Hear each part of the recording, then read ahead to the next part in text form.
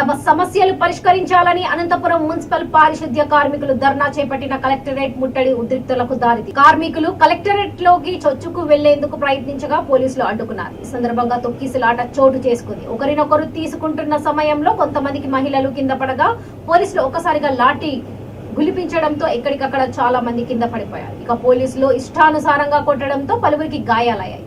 తోపులాటలో సొమ్మసిల్లి పడిపోయారు. వీరిలో కొంతమందిని చికిత్స నిమిత్తం నిమ్స్ ఆసుపత్రికి తరలించారు.